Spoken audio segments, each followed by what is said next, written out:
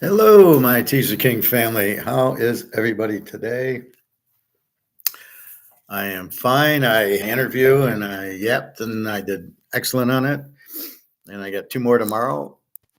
Uh, this one's a strange one. And then the one tomorrow is an auto at 11 and then DT energy at 1. So did very well. I do good because I get practice talking here and everything. Hello, my Teaserking family. I'm sure YouTube's kind of slow. So the interview went well. Again, it's talking. Now, here's the secret to what I did. I didn't get into all the bullshit. What I did was say, I'm a problem solver. I look for a problem. I look for a solution. I look for the variables and I solve the problem. I analyze and I use Excel tools and off I go. And it cuts through all the bullshit. Can I do this or that? Can you name a time you did that? I'm telling them this is what I did, and I gave an example.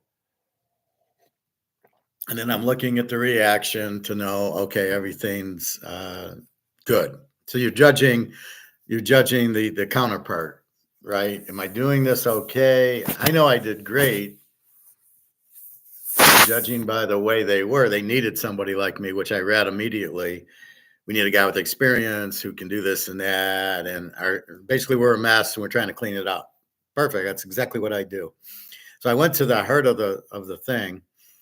It's sort of like if you're asking a girl out, she says, yeah, I had a problem. My boyfriend cheated on me and I'm alone and he was cheap or whatever. You just listen and then you go, oh, I'm not going to cheat on you.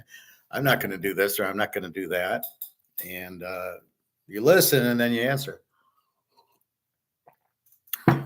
And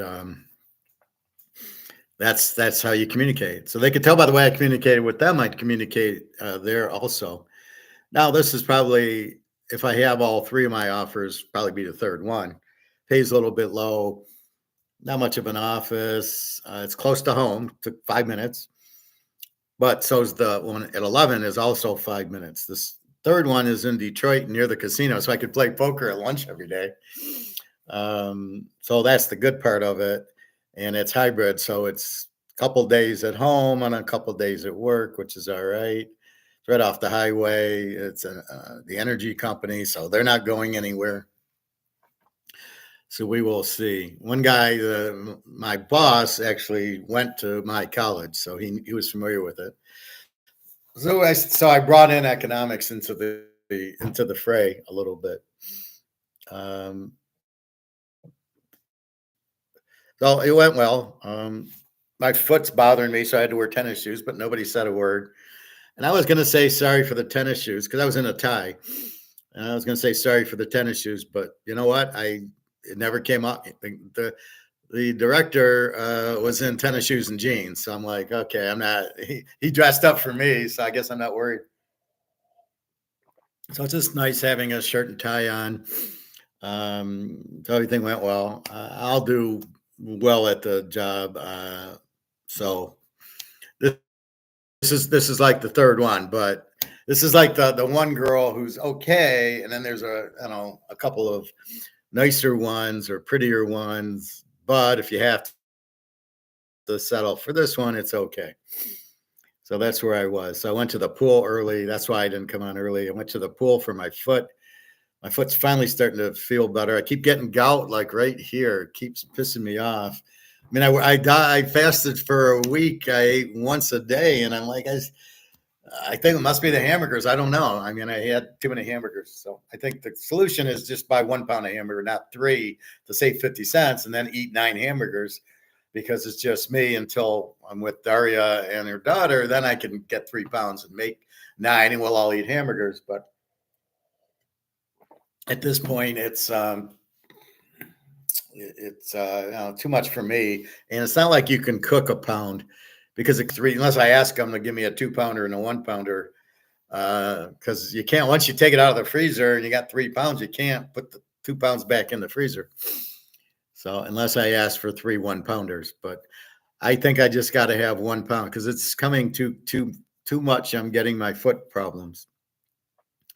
Anyway, so swim was good. It was nice and quiet, and the hot tub was good. I was limping, and now it's starting to feel better. I tried putting on my dress shoes. I couldn't do it, so I put on my tennis shoes, and I was gonna say, fuck it. I mean, I see these guys now, where they're wearing a suit and tennis shoes. So yeah, to me, it's fine. And like I said, nobody cares. They care what you can do. They don't really care. Like the girl, like Carmen, I care about how much money you have. I don't care what you look like.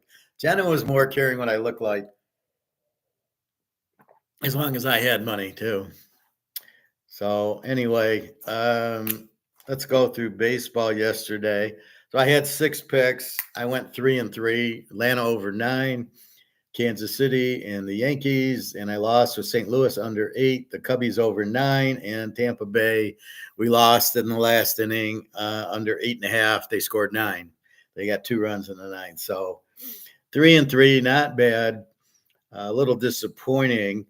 And again, we're getting screwed. Like Frisco over 8.5 with 2 bad pitchers, and they don't score. Baltimore, Detroit, their pitcher gave up 5 runs. So, I mean, it's early. That's why these aren't bets yet.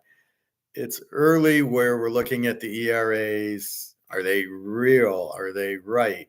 But as I said about problem solving, I'm looking at the variables, which I'm using is the pitcher, the starter, and we'll see what happens. I think let me take care of that. A little too much sun, which is nice for a change. Funny, they're not even open that much.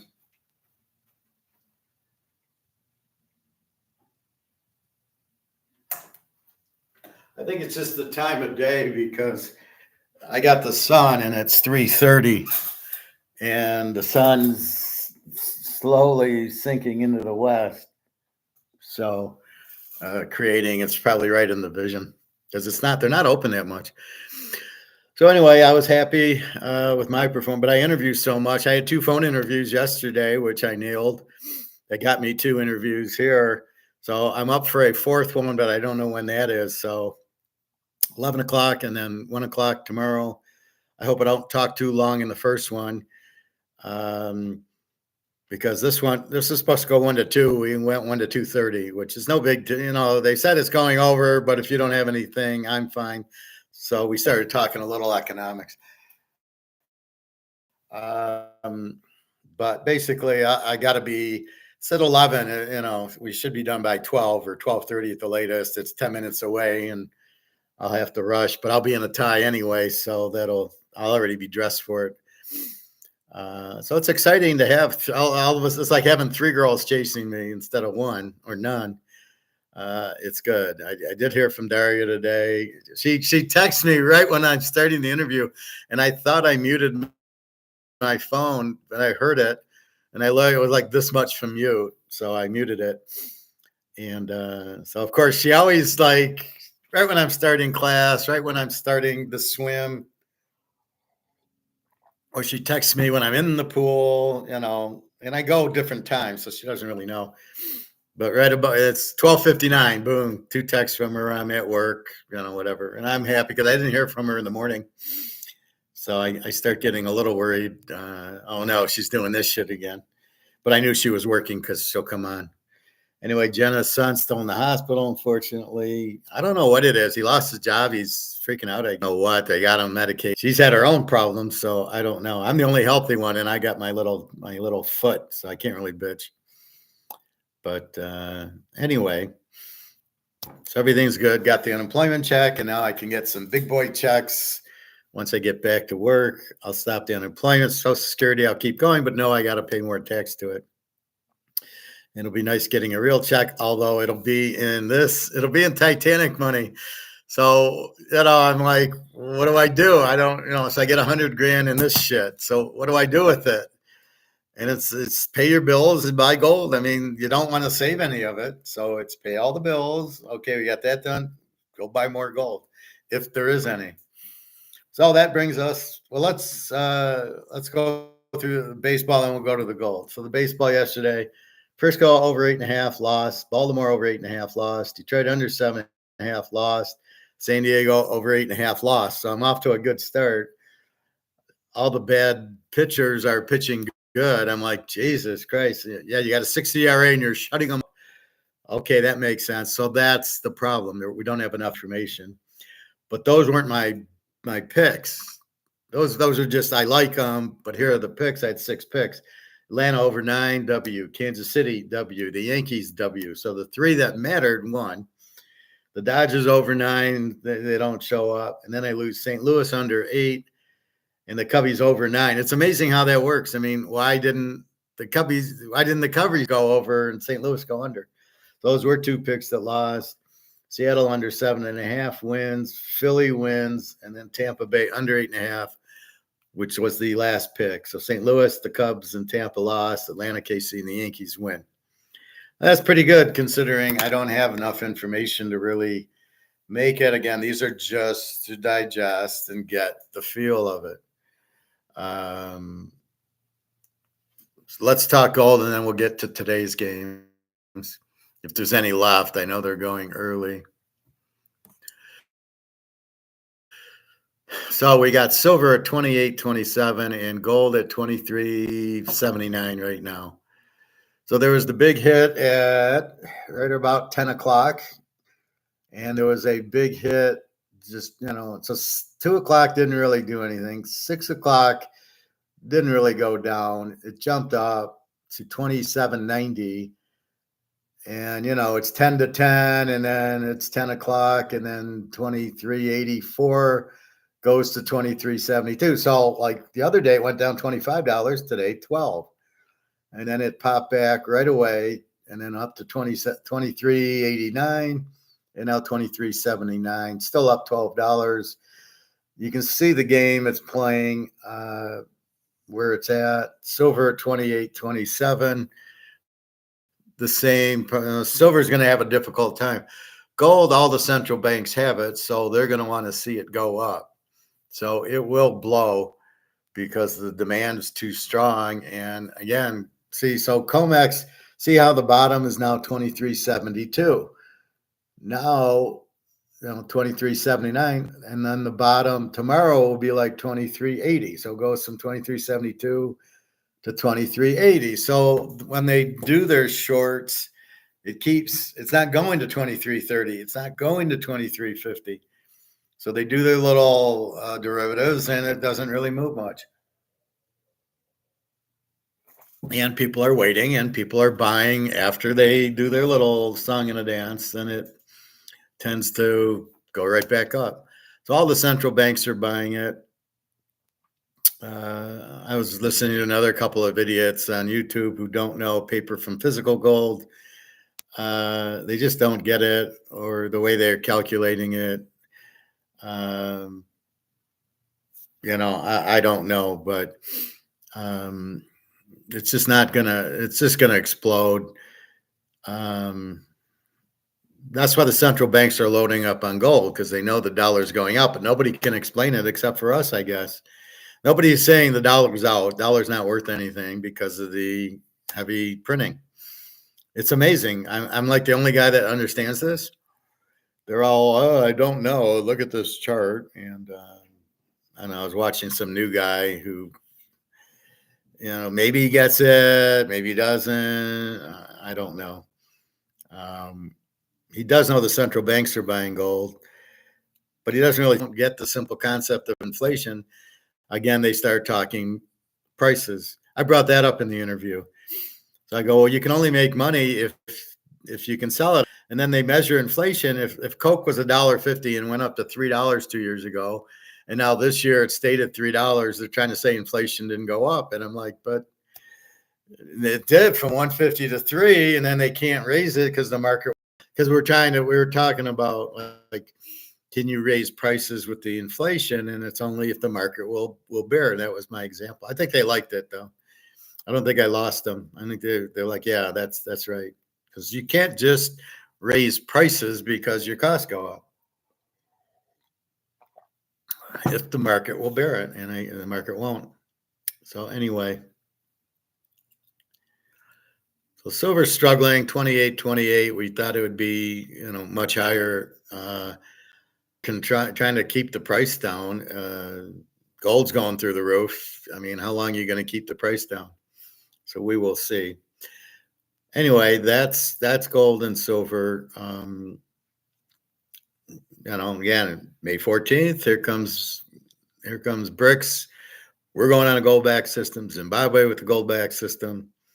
I guess the rest of Africa will go on a gold back system. They're pushing out the French and the Americans who are stealing all their natural resources, so that'll help them, and then they'll be more prosperous, and that'll help everybody. So it's amazing how they don't understand it. It's going to help you if you let Africa be strong. Why not? Right now, China's strong. They're the only ones.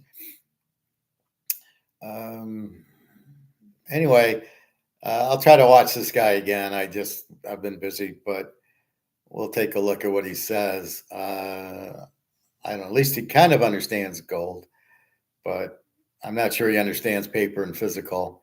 I thought he brought it up, but I'm not sure if he gets it.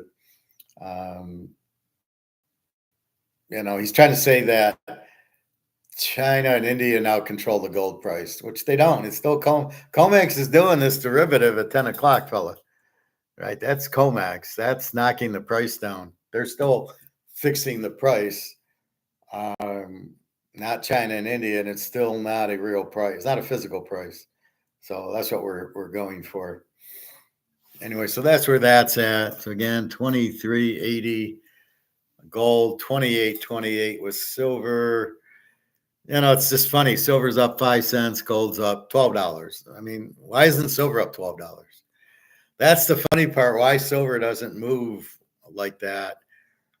Just tremendous. Let's look at, so here's the gold chart for today, right? The 10 o'clock. Let's look at the silver chart for today. And it's basically the same scrambled eggs. So it's going good. It's at 28.59. The 10 o'clock derivative knocks it down 40 cents. Then it fights back to 28.46, and now it's slowly going down back to 28.28, but it had gotten to 28.59. And then look at this shit. This goes down 40 cents. Now, that's not a big deal, but it's 40 cents, but it doesn't respond to it. So it's not going up. So when gold goes down to 23.72, it goes right up to 23.90. It goes back up $40. So this is really what is confusing, is why silver moves in cents and gold moves in dollars. Anyway, the more gold you own, the better you are. The central banks own gold, so you can see where the price is going to go. The guy did make a comment. They don't own Bitcoin. They own gold. So if all the central banks own gold, those with the gold make the rules. And we own gold, so we get to make the rules. All right. Let's go to baseball and see if there's anything available. I know there was a lot of 1 o'clock games.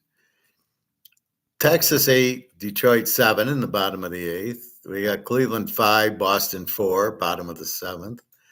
Here we go. We got Tampa beat the Angels 2-1. And this is the loser. Well, I don't know if the loser was a starter or not. So we got 2 games tonight. We got Miami and the Cubbies in Arizona and the 49ers. Miami 4-15, the Cubbies 11-7. AJ Pook sounds like a wrestler. AJ Punk, isn't it? 0-3 with the 5.91 against Jamison Talion. 0-0 with an 0-0-0. Let's see if Jamison has pitched before. And he pitched some last year. Oh, he was a starter, 5 and 6 innings. Let's see what his ERA was. It doesn't. Oh, wait here. So he's got a 4. Every year he's right around 4. So you got a 4 ERA going for the Cubbies against the 5.9 ERA going for Miami. Over under 7.5. So let's go over 7.5.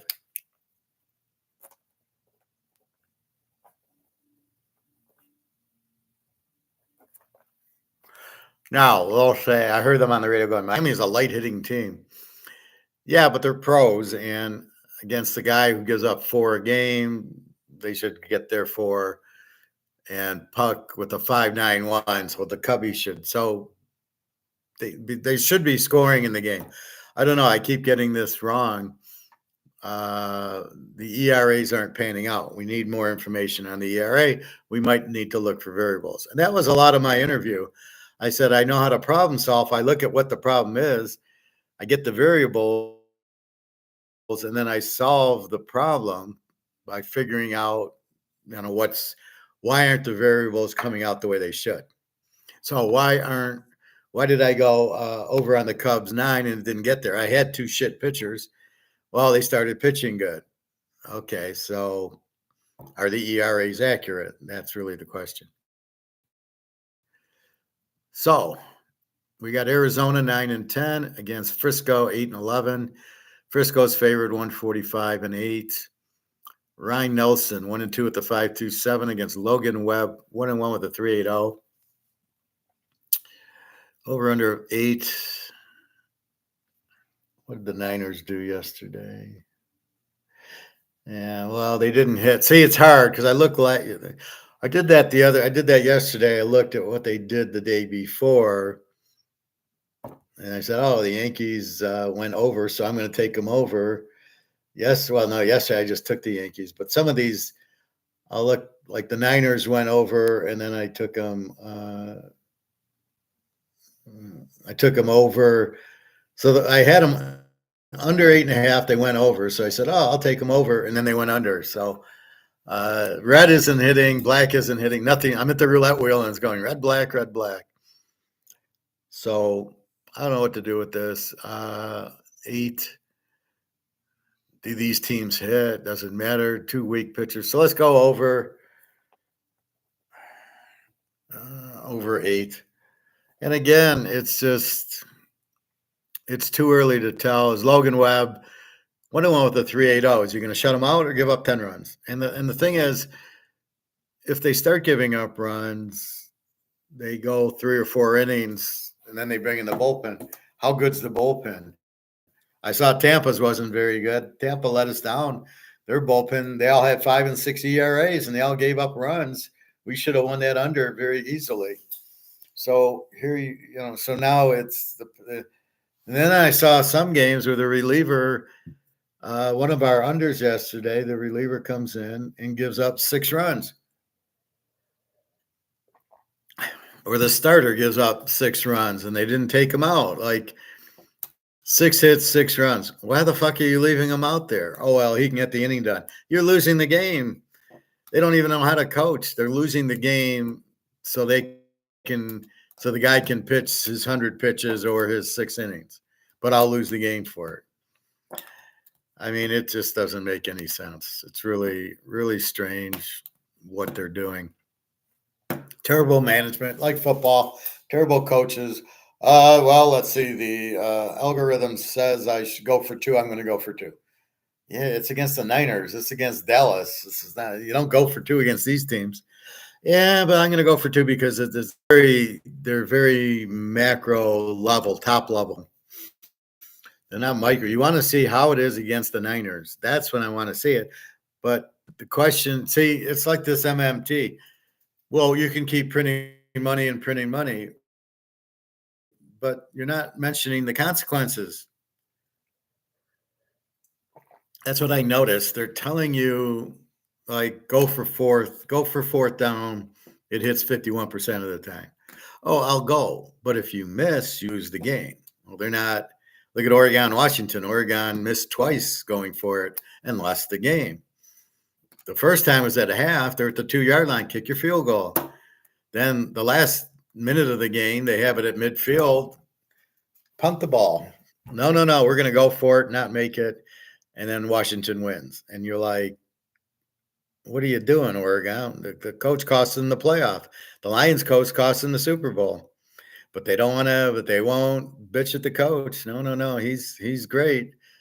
And I'm getting sick of the Lions GM. He's so good. What has he done? He drafts Hooker. They won't play him. The receiver from Alabama stinks. Can't catch. He's always hurt. And the running back from Alabama, he's okay. He's nothing special. I don't know. Well, he's so good. Oh. Anyway, so let's see. Texas, Detroit 8-7. Cleveland 5-4 in the eighth. And Tampa, let's look at this Tampa California game. Tampa wins 2-1. What would we have thought? Pitching for California, Canning with an 8-0. We would have bet the damn game over. Or Tampa Peplot with a 4.37. So how does an 8.05 and this is what we have to dig deeper. We have to figure out how the fuck this game could go. That I don't think so. So Ganning goes 5 innings, gives up 4 hits, 2 earned runs, a walk and 4 strikeouts, 8.05 ERA, gives up 2 runs. Then you go to Garcia, no runs, no hits, no errors.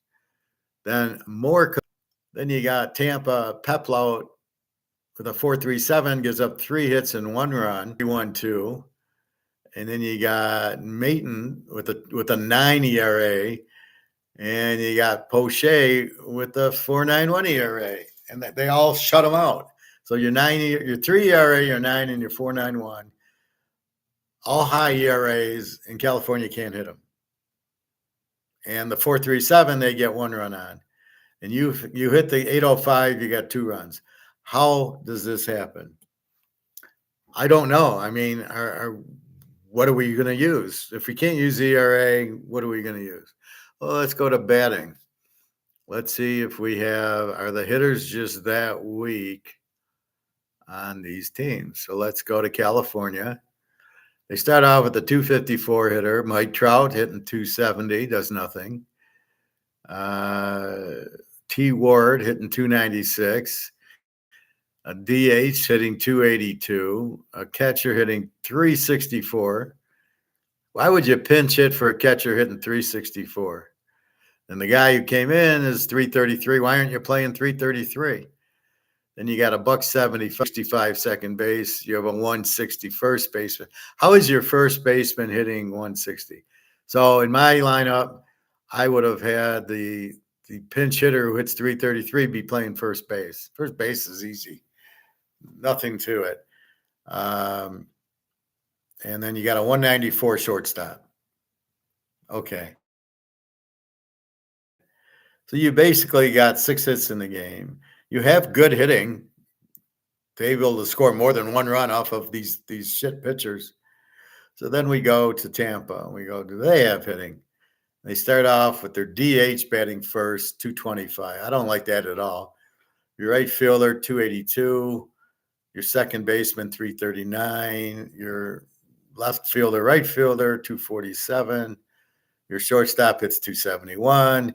Again, your first baseman hits 188. What is with these first basemen hitting under 200? Why are they in the league? Can't explain it to me. First baseman should be hitting like 280 with power.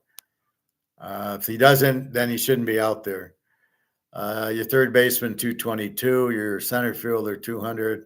And your catcher, 206. So the last so Tampa does have a batting problem. Their last 5, their last 4 are 188, 222, 200, 206. The shortstop's 271. So your first 4 or 5 can hit, and then the rest can't. So maybe we got to look at more the batting. Is the hitting this bad that you got a bunch of 200 hitters and they can't hit a guy with a 9 ERA? Is that what we're up against? So now I got to track the batting averages of all the teams, and these ones, let's look at the Tigers. I know they have like 6 or 7 guys who can't hit 200. So let's see. The Tigers, Texas is 8-7 at the end of 8. All right. Corey Seager's ripping them apart.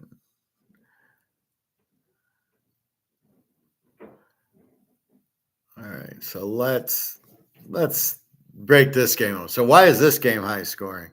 I mean, you had high batting average for California, and they got 1 run.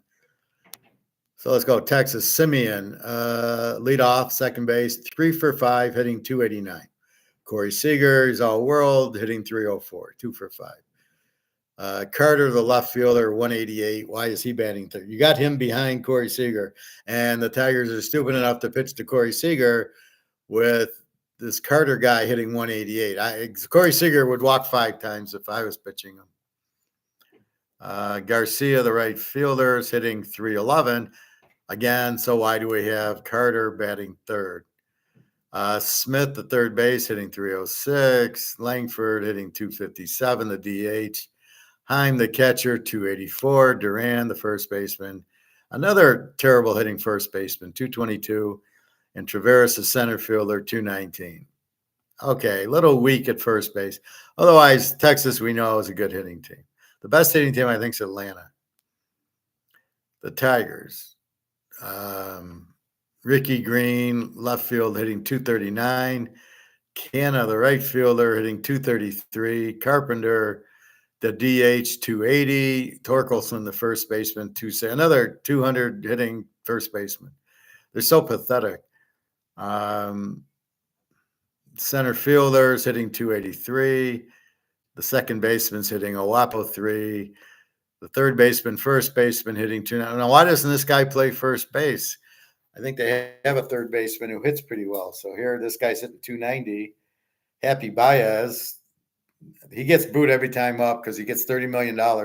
He's hitting a whole.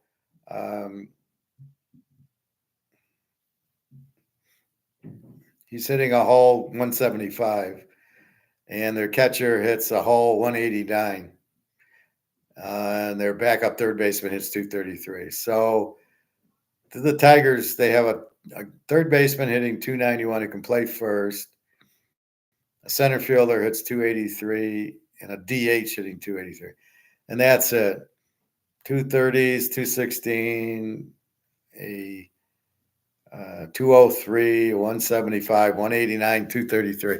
So you wonder why they can't win, and yet they scored 7 runs today. So let's look at the pitching. Texas, lighter. Jesus Christ, 17-18 ERA. I had to bet this game over for sure. Gives up. Now, here's what I understand. 3 2/3 innings, gives up 8 hits on 7 runs and 7 earned runs. Why are you leaving him out there? This is my example. This guy shouldn't be playing. There's no way this guy should be in there for 8 hits, 7 runs, and 7 earned. Oh, why would you leave him in there? And you think you're going to win the game giving up 7 runs in the first few innings. Then you go to 3 innings with the 3.52, and then 1 inning with an 8. And now here comes your closer, who's at a 0-0-0. You got problems with your pitching. Where's Scherzer? So Leclerc, an 80 ERA, Urena, the 3.52, and this lighter guy with a 17. So this is definitely an over. And against Detroit, yeah, I would have bet this game over for sure. This would have been this would have been a 5-star. Might 2 2/3, 7.64 ERA. So this would have been 7. Texas is hitting the weak hitting. So they're Mato as a 7. This guy sucks. 7.64. Again, 7 hits, 6 runs, 5 earned runs. What are you leaving him out there for? Why is he even pitching? Hey, Greg, John. I'm fine. My interview went well. I discussed that earlier on. We're just looking at baseball. There's not a lot of games. There's only 2 left. And we did okay yesterday, but over 9, and St. Louis didn't go under 8. Why are they not going the way they should? So looking at the Tigers, Maeda 7.64. That's why this is a high-scoring game. But that's what we expect with every and give up 10 runs. And they're doing shutouts, and you're like, what the fuck? All right, so then the next pitcher pitches 2 1/3, and he's got a 142. Timmy Holton, 180. Lang, 150. I don't get. He's all he can do is pitch 2/10, and then Stewie Miller, 174 ERA, and here's Chafin, 129 ERA. So something doesn't make sense here. Your pitcher who starts has a 7.64, gives up 6 runs. And then you've got a 142, 180, 15, 174, 129 in your bullpen. Why are you starting this guy? You lost the game because you started this guy. And yet here, these guys aren't giving up any runs. Or did they give up? No, they gave up unearned runs. So this Faedo gave up an unearned run, and this Stewie Miller gives up an unearned run, and this Chafin. So again, why is Lane going 2/10 and Chafin 2/10? See, here's the problem. He's 2/10 with the 1.50 ERA. What does that tell you? Why isn't he pitching? Why didn't he start? Or why is he only pitching 2/10 of an inning? And the same thing with Chafin. So Detroit has a very good bullpen, but their starters suck. And so why would you let your starter give up 7 runs, right? Or 6 runs? He gave up 6 runs, 5 earned. Why are you leaving him out there to give up 6 runs with this bullpen? I wouldn't even have started the guy. I would just started 5-8-0, and I'd let this Lane guy go 2 innings and this Chafin guy go 2 innings. So this is the problem. So you got the starter going 8 and the reliever coming in for the 9th. That's what's changed. That's what's making this difficult. Here you got a bunch of good relievers, and it still gave up 2 runs. Texas has a bunch of pig relievers. So now do we look at the relievers? Is it the hitters? Is it the relievers? And that's what we got to dig into. So do the good hitting teams get you an over? No, Detroit has no hitting, and they scored 7 runs, but Texas's bullpen sucks. Okay, sounds realistic. Let's see what's going on in this game.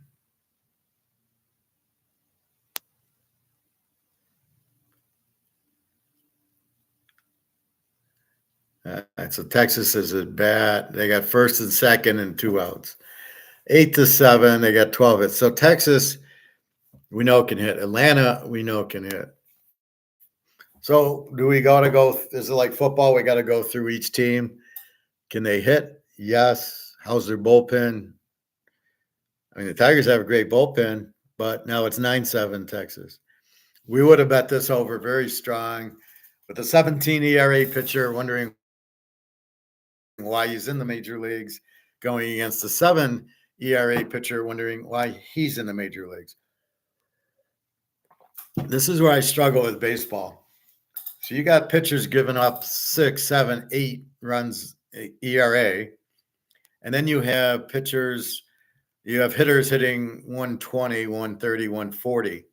This is a guy in the Tigers, Parker Meadows, he's in 75. How do you have these guys in the league? This is my problem. You got 32 teams, I assume it's the same as football. You don't have talent for 32 teams. This is the problem.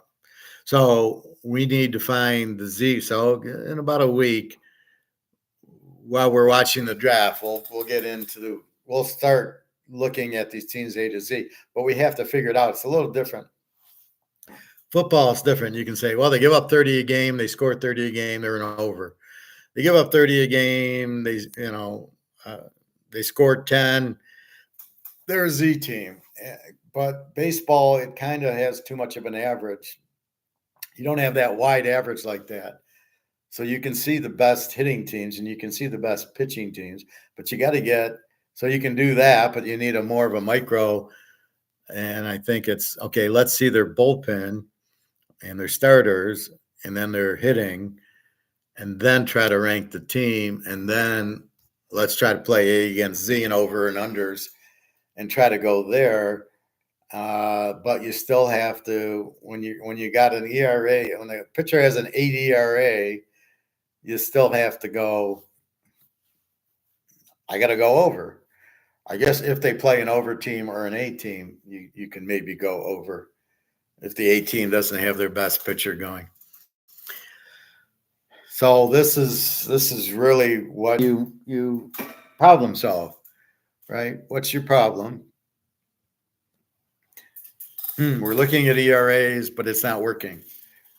Okay. We know a good pitcher strikes out bad hitting. We know that happens, or strikes out good hitting.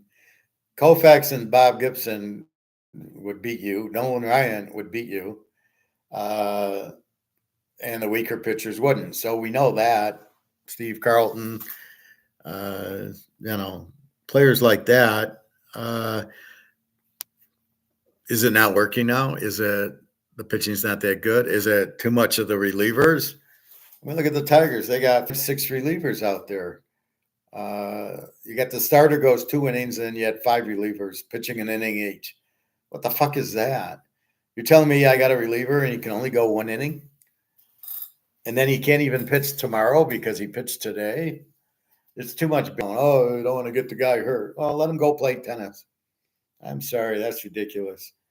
Um, so let's dig a little deeper. We know Atlanta and it looks like Texas are the best hitting teams. Okay, fine. We got that. Hitting, are we looking at the bullpen? What other variables can we figure on? And that's really what we got to discover. And, that's what we did with football. We kept plugging away till we figured it out. And I had it down using trends but I was smart to get out of it. So the trends start happening. I start using trends. Oh, I'll bet against the Lions as a road dog. Take Green Bay as a home favorite. Take the Steelers as a dog. Take San Francisco. Bet Mahomes as a dog. Brady as a dog. So we get all that, and then all hell breaks loose now, and all this changes. Right? Russell Wilson goes from Seattle to Denver to Pittsburgh. That would never happen before. You'd never. Ken Stabler played all the years with Oakland except the last, and he went to Houston, and Montana was a Niner for 12, 13 years. And, he got injured, and then he went to KC his last year or two. Marino was always, here comes all these rookie quarterbacks. You're going to play Caleb. Certainly not ready. Daniels, no way he's ready. And for sure, JJ McCarthy and Drake May shouldn't even be in the league. More or less, are they going to be ready? And then you have, hopefully Penix and Bo Nix, should be like, I heard a mock draft today where Denver and Oakland are taking, I think, offensive linemen or defensive linemen in the first round. Like, are you fucking kidding me? You got Penix and Nix there, and they're not going to take them. They're going to take an offensive lineman. And you're going to wonder why Oakland and Denver don't win any games next year. Who the fuck is Denver's quarterback? Stidham? You think he's better than Penix and Nix?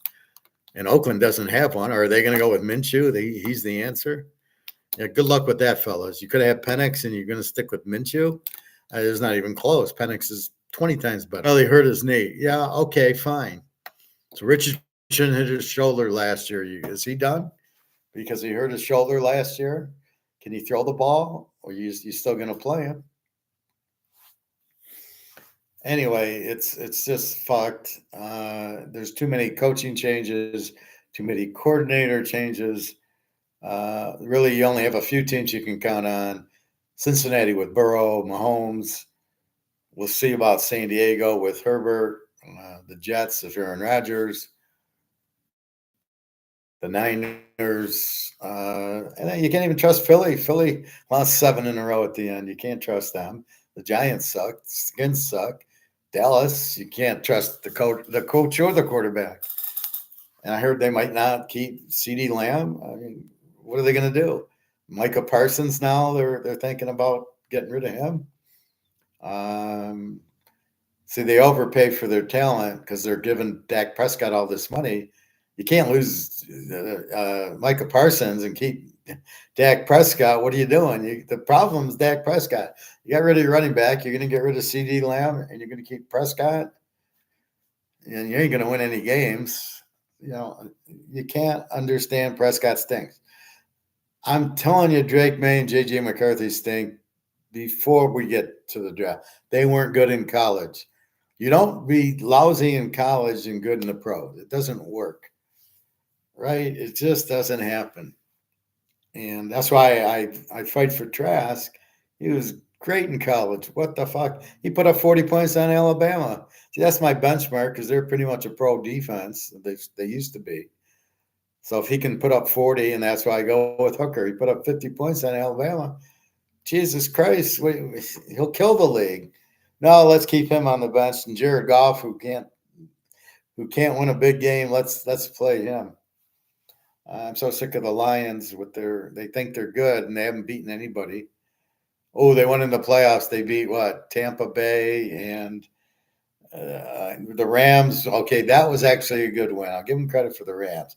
But in both games, they had a big first half, and Goff didn't show up in the second half. And then against the Niners, he didn't show up in the second half. Very good, John. TK, you doing any NBA playoff? Yeah, I will once it gets rolling. Basically, it's psychological. I play. So teams down 1-0 or 2-0, they can't go down 3-0. So we bet them if they're a good team, if they're at home, whatever. So that's what we look for is a cycle. It's sort of like football where the team needs to win to get the 1 seed or to make the playoffs or whatever. So there's that extra incentive. So that's kind of how I bet basketball. Otherwise, I have no idea who these guys are. Yeah, Texas won 9-7 over the Tigers. What a joke. The Tigers. So, Greg and John, I'll do it. But again, I know about three players in the league. And it's funny, I heard him on the radio talking about sports betting. Like this guy, I guess, got thrown out of the league for betting on himself and the player thing, betting that he would go under his points and rebounds and assists. And they're betting like 80, 90,000 on him, and he's a bench player. And he's faking an injury. He's playing 3 or 4 minutes, faking the injury, and taking himself out of the game. And they're winning the NBA and some D League, so he's not really good. But why are you putting a player thing on there? Like how many points he's going to score? That's ridiculous. You can't. Why would you have that on there? And then he's betting on himself. Like he's the one betting on himself. So it'd be like, well, I'm going to bet that I'm not going to get 10 points tonight. I'll bet $1 million. And by the second inning, my wrist is hurting. I can't play. I'm taking myself out after I've gotten enough minutes to make the bet. And that's what he's doing. And they threw him out of the league for good. They said, you're done. And that brought up, well, do you think the games are fixed? And in basketball, every game's fixed. Talk about a fixed league. Basketball is definitely fixed. You can win not by 8. Absolutely in basketball. Jordan used to do that all the time. I don't think Magic or Bird did it. I don't think Bird would have done it, but Jordan did it. Jordan definitely did it. Jordan would go in for a dunk, and he'd be about this far from the rim, and he'd pass it out for a 3-point shot. And then, of course, the guy would miss the shot, and you can win by 10 and no more. And if I make it, we're going to win by 11. So I'm going to pass it out. He'd be like this far from he'd be like, nah, I'm going to pass it. I mean, it was so obvious Jordan fixed the games, which is strange because he had the money. Why would he fix it? That's why he played baseball. He got kicked out of the league for gambling for 2 years. And I mean, why else would he go play baseball? That's like Joe Montana quitting football to play basketball. You'd be like, and he was a good basketball player, but I mean, yeah, he's probably not going to. The best quarterback who's ever played probably isn't going to quit for 2 years to go play baseball or basketball. So that's what he's doing. But yeah, I'll do some. But I got to start following it, so we'll see. Anyway, so I don't know. Take Miami over and Frisco over tonight. I'm not playing them. Just it's the way the ERA set up. But I think I'll have to break the team down. But again, still kind of early. I'd like to wait. It's only April 18th. Maybe after 25 games, I'll start looking at batting averages and relief pitching and starter. And well, the starter will know every game. It's okay. We figure him for 5 innings. Now, after the fifth, are they a good pitching staff or a bad one? And then after that, how are the hitters? But it seems so inconsistent. These teams with first basemen that don't hit 200, like, what the fuck are they even on the team for? Why are they in the league and they can't hit 200? Well, they're going for home runs. Yeah, that does a lot. I mean, what are these the coaches and managers are getting stupider and stupider, and that's the problem in the leagues. You're dealing with idiots. How do you bet idiots? I mean, that's a good question. I don't know how to bet idiots. But before you could bet on good managers and good pitchers. Greg Maddox. That's why they always won. They had a good manager in Cox, and they had Greg Maddox, and then they had Tom Glavine and Smoltz. So you knew what you were going to get, and it worked out perfectly. It was consistent, and you don't have that now, and that's the problem. So that's really baseball. There's not much. These Thursdays, and the Tigers with these 1:30 games. What the fuck is that? I mean, the Tiger game was 1:30. So Texas wins 9-7. Tampa wins 2-1 with terrible pitchers, and Cleveland beats Boston 5-4. That game Cleveland can hit too. Cleveland's one of these good hitting teams. So Miami and the Cubbies were going over because two weak pitchers. Arizona and the Niners were going over again. A 5 ERA and a 3.8. So we'll see. But they're small. They're not picks. They're just looking at the game, analyzing it. So again, as I said earlier in the interview, I read the interviewer's mind and read where he was going and picked it up and fed what he was preaching. I could smell what he was cooking. So he wanted a guy who could communicate, who could problem solve, who was analytical, and that's exactly what I presented. And he was like, "Oh, okay, perfect." So I asked him what's the next steps, and I guess they're waiting for the CFO to come back in town and basically meet with her. I assume pretty soon, probably within a week. If I meet with her, I got the job. And then I got these two others to go through, which I'll play the same way. This one tomorrow, the early one's manufacturing, and I'll nail that one. All I got to do is say, "Oh, look what I did at Harley, and this is my problem." So, you talk about the key words. So if there's this pretty girl and and she starts that, "Well, who are you? And, how much will I like you? And how much do you have?" So you immediately say, "Well, I'm into gold, and, I got a Camry, I got this and that." And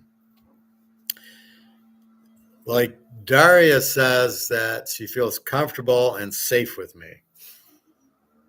But that's what she needs, and that's what I play to. Now, I'm honest. I don't lie. I told the guy today, I says, "I never lie. I think that's ridiculous." I said, "I'll always be on time with the projects, very strong. They'll always tie out, and I never lie." I says, I don't believe in it. I think it's childish to lie, and it's disrespectful, and I won't be disrespectful. You can trust me, and I'll do a good job for you. And basically, I might not answer a question, but I won't lie about it. So, in other words, if I go meet Daria, I might tell Jenna I'm meeting Daria. but I won't lie about it. I'll just say, oh, I'm having breakfast. I'm at the pool. My normal things, right? I'm doing my class. Now, if she asks, are you with Daria? Then I would say yes. But if she doesn't ask, I won't lie about it. I won't say I'm at home. I just won't say, I'll just say, I'm fine. How are you? I hope you have a nice day. I love you. Goodbye. That's not lying. If she says, are you with anybody else? Then I'd have to say, I'm with Daria. But she knows about Daria, and I think she's okay with it. So, anyway, it's important. Like her son's sick.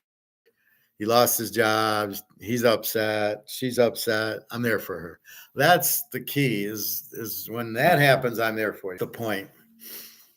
And she said to me, she says, "Well, I only ask you for money because I need it. I don't have it. Like, in other words, I'm not trying to scam you asking you for money. I actually need it. That's why I ask you." I says, "I know." Carmen, on the other hand, she probably needed the money, but she didn't listen when I said, I don't have it. I'm buying gold, which is going to, in the long run, benefit us far more than you needing money for X, Y, or Z. All right. So let's talk about gambling. So gold 23.79, silver 28.26. So silver, you just got to be patient. Gold 23.79 on its way to 2,500 soon. They're fighting it, keeping it down, but they can't keep it down too much longer. So that's what we have. So let's talk gambling. Why do people gamble? Why are you at the casino? Why are you betting sports? Why are you gambling with your money, which you don't know? Why do you play stocks? And there's a couple of different reasons. So watching The Gambler with James Caan, he goes and says, I really like to watch it for the Vegas part because it's 1974 Vegas. And I get all teary-eyed seeing the Stardust and Caesars and the way it used to be. So he's sitting there talking about it. And I think I'll put this on my back.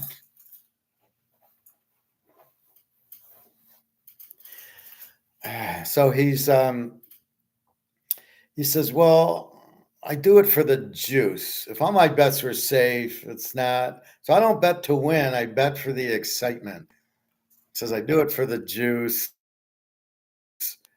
And it's obviously for the excitement. And he thinks he doesn't have a bankroll, but he thinks his grandfather will give him money if he needs it. He's very rich. So if he's very rich, I don't know why James Caan isn't rich. Really doesn't make a whole lot of sense because you think his grandfather would have given him money. So he plays it like that I have the money coming from my grandfather. So if I need it, if I lose, I can spend it. How he loses 44 grand and they let him, I don't know, because he had no money to really gamble 44 grand. So that was very, very funny. So there's I play to win or I play for the fun of it. And the people who play stocks play to win. They play to make money, but most of them lose because it's fixed. People who play the dollar game don't even realize they're playing the dollar game. I got my money in a CD or a money market or a one of these annuities. They don't realize how much risk they have. We know what the guy in the attack on Wall Street with the playing with the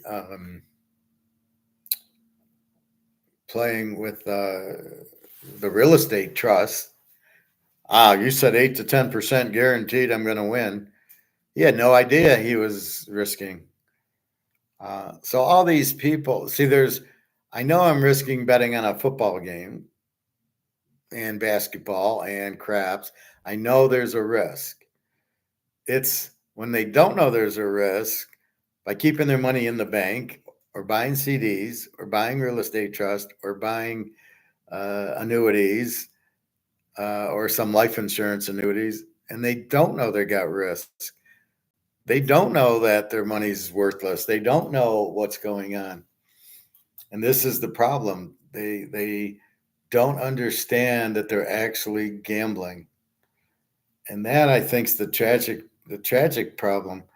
Uh, People don't even realize how big a gamble that you're doing with this. Why do you think I call it the Titanic? The thing hit the iceberg, which it can't sink. Oh, this ship can't sink. Yeah, if it hits an iceberg, it's sinking. And that's why I bring that up so often. So people are on the Titanic don't realize there's a risk being on the boat, just like you don't realize there's a risk being in a dollar. It hits the iceberg, the boat's sinking. Now you better believe there's a risk. Too much dollars are printed. The dollar hit the iceberg, and now it's sinking because it's not worth anything. But do people realize they're on the Titanic? Do they realize the boat's sinking? Mm-mm. People are in a daze. Hey, did you buy gold because the boat's sinking? No, the boat can't sink. I can assure you it can. Oh no, the boat can't. The Titanic can't sink. The dollar can't possibly go out. What are you talking about? And that's basically the problem, right? You don't, for the life of you, believe that the dollar can go out.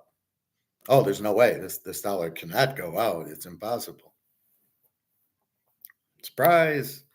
It is, and that's really the problem. Um, so, uh, but how do you know that? Like, how do I know the dollar's going out? Because I understand if you print too much, it goes to zero. There's always a risk, especially when you're printing a lot. And there's $21 trillion just in the US printed. So all I got to do is read, but I understand the variable, the concept. Too much of anything makes it valueless, but I understand that. I learned it. You didn't. That's why I teach it. So you've got to realize that's what's happening. Most people don't. They're clueless. They get the wrong. They get Keynesian economics and they're lost because the way they teach it, nobody fucking knows. You get lucky to take Austrian economics, you understand it because it's plain English. I don't give you fancy words. Oh, it's going to be the delta matrix Cortez of Kennedy and all this bullshit. I don't go there with you because I don't know who's going to understand it and what does it mean? Is it even accurate? So keep that in mind. So when you're gambling and you don't know you're gambling, there's a problem. So what I try to get you into is gold because there's no gambling there. There is no gambling with gold whatsoever. You have it, you're safe with it. It's not going to lose value. Right now it's paper gold. Once we get to physical gold, which is happening soon with bricks, that's it. You're all set. Right now they're manipulating the dollar. That's going away. The dollar is the reserve currency. We don't give a fuck. It doesn't matter. And that's really the point of it, is understanding that concept. Egon gets it. Most of these guys don't. Well, look at inflation. I mean, it's a sideshow. It's got nothing to do with anything. If you're measuring inflation based on prices, well, it's 2 or 3%. You don't have a clue.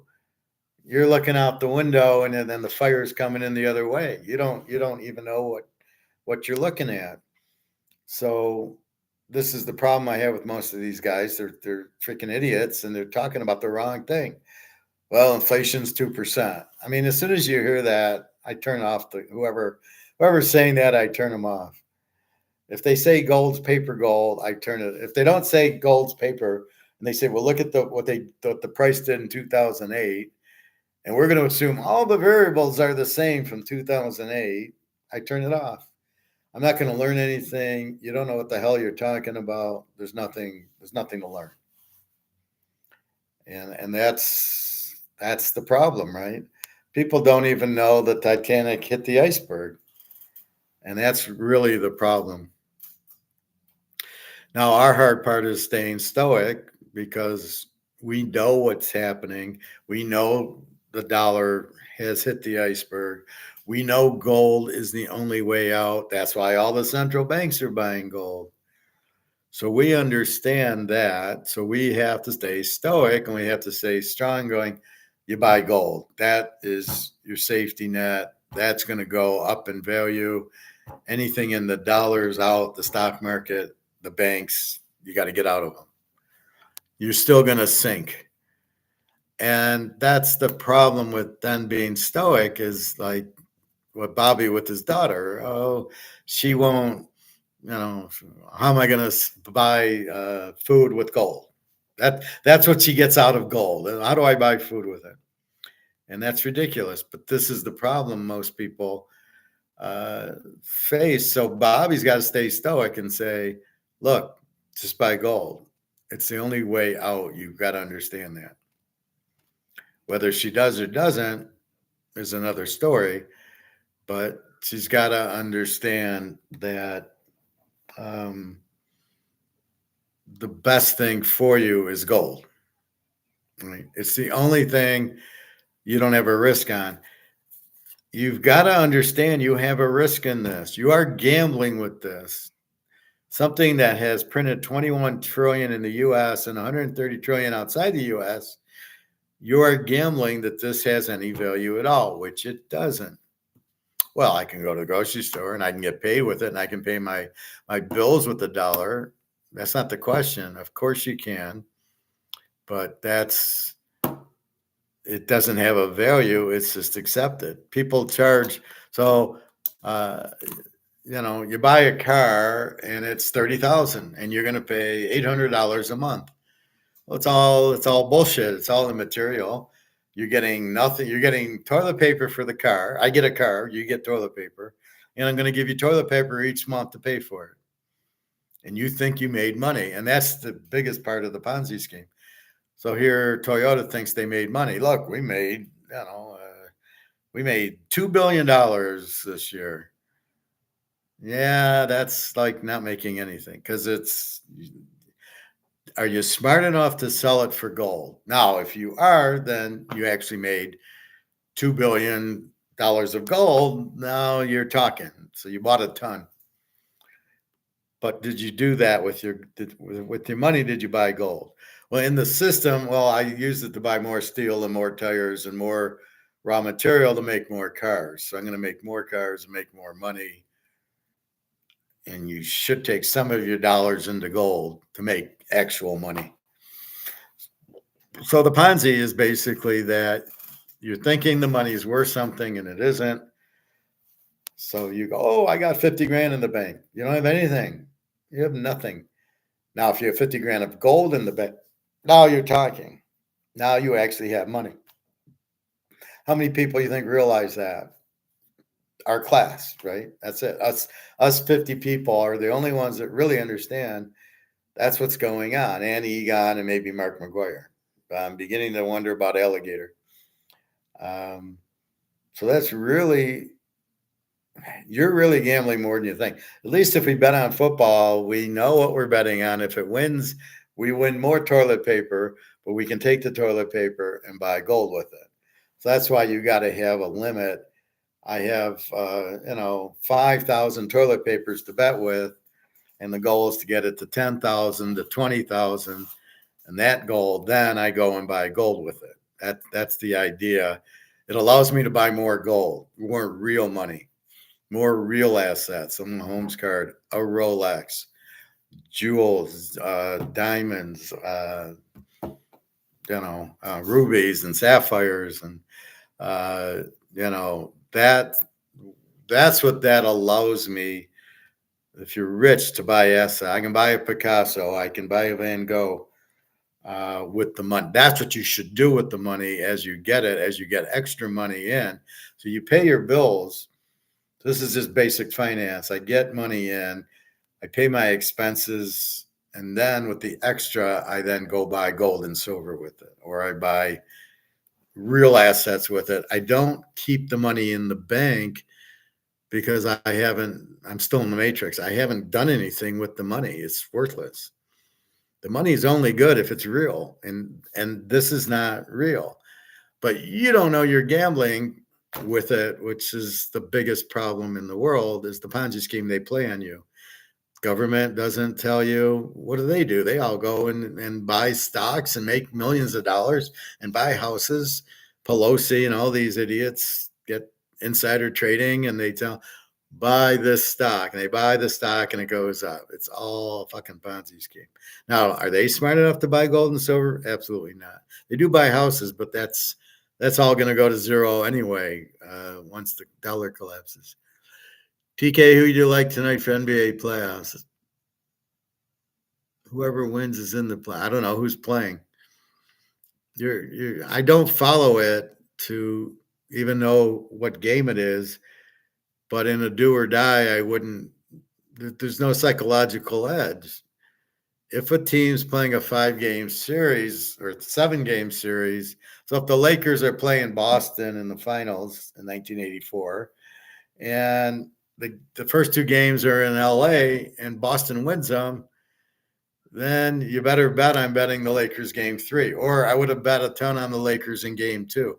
I saw that happen a lot where, let's say, the Lakers won game 1, or they were at home and, Detroit won game 1, right, in the 87 finals.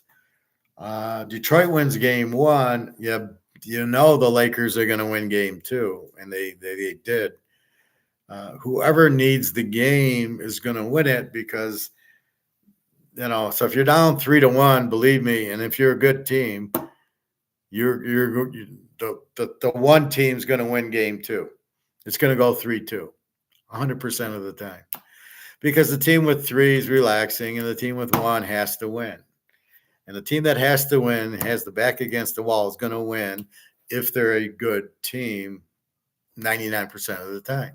Now, if you're one of these 1 against 8s and you're the 8th seed, no, we're not going to do that. But if you're 1 against 2, Bird against Magic, yeah, you bet your ass you're betting the loser back. Bird wins game 1, Magic's winning game 2. That's just the way it works. However, with Jordan, it didn't work because Bird beat him every time.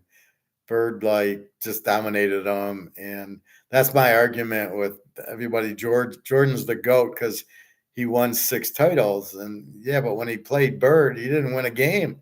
They'd lose, they'd go out 4-0, 4-0, and against Pistons they would go out 4-0, 4-1 or something. But he's the GOAT because when they all retired, then Jordan became good, right? He didn't win anything till Bird retired and Isaiah retired. Magic, he won Magic's last year, but in the prime in the 80s, he came into the league in 84. He didn't win shit. He didn't do anything till 94 or 91, 92, whatever, when all the superstars retired. Then he was the man. But before that, he couldn't even beat Isaiah 2 series. Forget Bird. So that's my point. He's no fucking GOAT. That's how you do the NBA. It's all psychological. Your back's against the wall, and if the team can afford to lose, so you're up, let's say you're up 1-0 on the other team's court. So if you win, you're up 2-0. If you lose, you're 1-1. You go home. You can afford to lose that game, and the team that's down 0-1 at home, which means if they lose, they're down 2-0, going to the other place for 2 games, and they're going to be done, has to win the game, and that's who you want to bet on. So it's all psychological, but that's what you're looking for. Kings versus Pelicans. Well, I have no idea who's on the Kings, who's on the Pelicans. Whoever wins is in the playoffs, so it's really a double. It's both teams need the game, so therefore there is no edge. So in other words, when I'm talking, when the team goes up 1-0, the team that's down 1-0, especially at home, has to win. The team that's up 1-0 doesn't have to win. So therefore, you're betting the team that must win versus the team that can afford to lose. That is what you want. Here, both teams have to win, so neither team can afford to lose. So it doesn't give a psychological edge anywhere. This weekend is the real playoffs. So what do they need? A play-in game. Let's have the whole league play in, and if they win the one game, it's so stupid. They do the same thing in baseball. What's this one game play wild card? Either you're going to have a wild card, then have 3 out of 5, and it's otherwise they got the record, and the top 4 teams or whatever are in the playoffs. It's so stupid, especially in baseball where it's so much relying on the pitching. It's unfair to have the play-in game, and the one team wins and their pitcher's shot, and then they go into the then they go into the next round and their ace can't pitch 2 or 3 games. So, you've already, if you have to go into the play-in, you've already lost. Yeah, it's like a wild card game. Yeah, it's stupid. Oh no, in the football wild card game, at least they actually mean something. This isn't even a wild card game. This is to see if you can make the playoffs. Well, either you made the playoffs or you didn't make the playoffs. This is just insanity. Anyway, so keep in mind, like if we bet football, we know we're gambling. We know we could lose. We know we could win. What they're doing with the dollar and money and the stock market, it's totally absolute bullshit. It makes Madoff look like a Boy Scout because you don't know you're gambling. You got your money in Chase Manhattan. You don't realize you'll never get it out. It's worthless. You don't realize that. You got your money in the stock market. It's gone. You don't realize that. It's gone. The market, the stocks are going to go to, they're going to get wiped out, and you don't realize that. Yeah, and the government's propping them up. And what I hate are these analyst guys who don't understand it. Oh, look at gold. Well, it's paper gold, you moron. It's fixed. It's of course it's going to be undervalued. Even if it goes up, it doesn't. You don't know what the fuck it is. It's paper. It's the Fed doing derivatives. What are you insane? You don't know that? Oh my God, it's a nightmare. So if you're trusting the bank and you're trusting Wall Street, you shouldn't be. Those are 2 guys you don't trust. Pelicans have some injuries like Zion Williamson. Is he related to Fred the Hammer Williamson? Played for the Kansas City Chiefs. What does that mean? Zion Wilson is injured? Is he not playing? Do they have anybody on their team that's good? And that's what the Pelicans is New Orleans. And the Kings, that's Sacramento. So is Chris Webber still there? So you have Sacramento playing New Orleans, which I have no idea who's on any of the teams. He was his best player. I never heard of the guy. So the best player's out. How are they going to win? Do they have another good player? Do they have a good coach? Are they going to have a good defense? He was the best player for them. I understand. Still never heard of him. But so what happened? Do they have another good player? So if he was their only good player and he's out, then bet against him. How are they going to win? Who's on Sacramento? Is Chris Webber still there? Are they good? Can they win? Name the players. The team with the most all-stars win. That's the way it is. No, I don't either. That's probably why you shouldn't be betting it. Don't bet things to bet them if you don't know anything about them. That's what I'm preaching. Football, not a problem. We can hammer that. Baseball, we're getting there. We're getting the kinks out, but it's at least we can see the pitcher's ERA. We can go, okay, this is what we do. Hockey, don't even go there. And then basketball. First of all, you're betting on a fixed game, right? The referees have it fixed. The players are fixing it. I wouldn't even try to bet a basketball game. Maybe 1 or 2 in a series, but because they're not going to fix all 7 games. Lakers versus Nuggets. So who's on the Lakers? Kareem, Magic, Jerry West, Wilt, and who's on Denver? Do they have any players? I don't know. Who's got the best players is who you want to bet on. It's as simple as that's the playoffs. The best players win. And the worst players, if you don't have good players, how do you get into the playoffs? But look at the Pistons. They have nobody. I mean, they have 0 players on their team. It's amazing how they're actually in the NBA with the GM so stupid he can't find good players. Or is he a good GM, but there's just no players because you got 32 teams and you got about 10 good players, or you got these idiot coaches not getting the ball inside. Now it's a 3-point shooting, jump shooting league. And how many good 3-point shooters are there? 5? That's about it, right? There's maybe 5 or 6 good 3-point shooting players, and yet you're running a 3-point shooting league. I mean, that's just insane. So keep that in mind. LeBron and Anthony. Is LeBron any good? Anthony Davis. I mean, isn't he like 40 years old now? It's like Tiger Woods winning the Masters. Tiger Woods. Oh, he's going to win the Masters. No, he's not. He's done.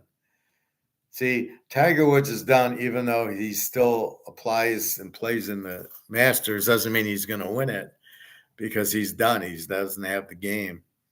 That's my point with the dollar. The dollar's done, but you don't know it. So until they say it's done, you don't know it's done. We know it's done. You can't print so much and it's done.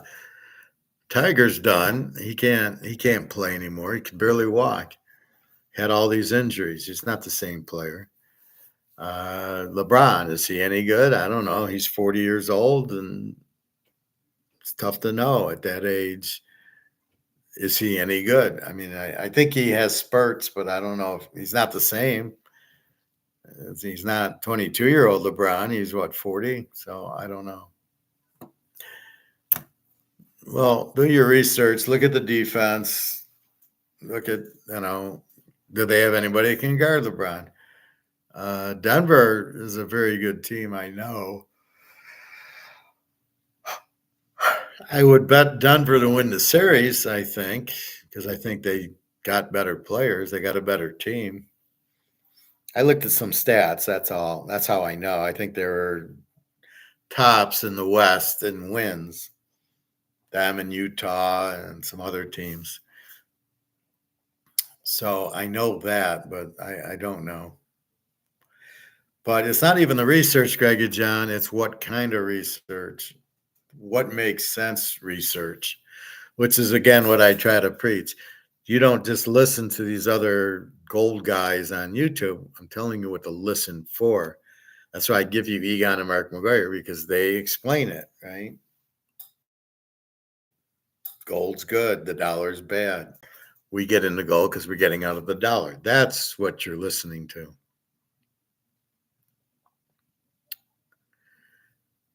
Bank of America has been having issues for a while.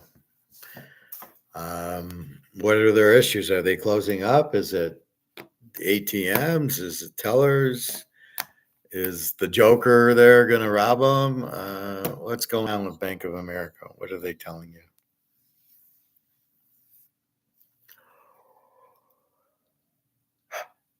So don't be surprised. It's all the Titanic. So all this, Wall Street, the banks, they're all going to have trouble. You know this already. That's why we're just sitting on gold and we're waiting. And the more of these stories you tell me about, the higher the gold goes, because more people will get a panic. We're waiting for that panic moment when they realize the boat's sinking and they all run for the lifeboats. And that's when we make a ton. They realize the dollar's shit. They all get off the gold boat. They all get off the boat for the gold boat. That hasn't happened yet. When it happens, like I say, Katie bar the door, the gold's going through the roof.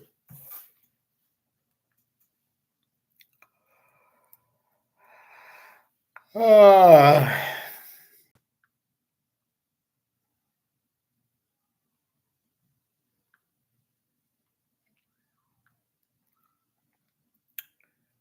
so you got gold 23.78, silver 28.22. So again, these are paper prices. We're not really concerned about them. It just looks nice that we're at 23.78, but it's paper 23.78. It's not physical.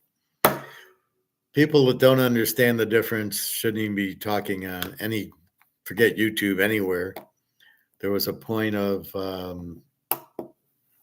somebody saying the Shanghai has a premium on it. Well, they're still not looking at the real value of gold. They're still using paper gold with the premium is not a physical price. It's a paper price. And you're just adding $50 or $100 to it because you don't know what to add. But the starting point's wrong. Right? Gold's not 2,300. It's about 23,000. So at 2,300 to add $100 premium, why? Because you don't know what the price is. You're trying to get to a market. No, you're not. The real physical price of gold's probably about 23,000. And you're trying to sell the paper at 2,300. It's just insane. Anyway, I'm exhausted from getting studying for the interview because I didn't know the company, and then taking the interview was an hour and a half of not. It wasn't really stressful. It was very relaxing talking about everything, and it was just like I'm talking to you guys right now. That's how I was interviewing, and so it's an hour and a half of a little stress, and now you're like relaxed, not tired. But the show must go on, as they say in Galaxy Quest. Until my next interview tomorrow at 11. And that's going to be 419.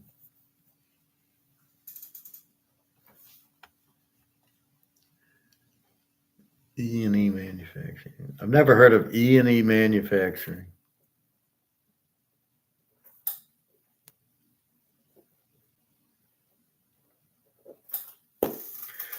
So I know they do auto parts. So for me, it's nothing after dealing with Ford, GM, and Mercedes. And it's not even a big deal. You're looking at financials and you're analyzing. It's like analyzing baseball, football. What am I looking for? What's my variable? Finding the variable is the key to winning in it. That is the key. All right. So what's going on with Bank of America, Greg and John? You always lead with these comments, but you don't finish the equation. Anyway, so that's what you need to understand is you are gambling with the money. The attack on Wall Street guy didn't realize he gambled 60,000. He thought it was safe. That's why he had the problem. I thought I was supposed to make 8 and 10% with no risk. He didn't want to gamble. The last thing he just wanted to make 8% with his money. He should have just kept it in a safe in his house and not worried about it. Because so you invest 60,000 and you got it in a real estate trust. So you're going to earn 8% a year, which is all of 8% of 60,000 is 4,800. You're going to make $5,000 a year. Then you're going to pay tax because you made money. So you're going to make $2,000 a year. Is it worth it? Is it worth the risk? You're not going to make more than that.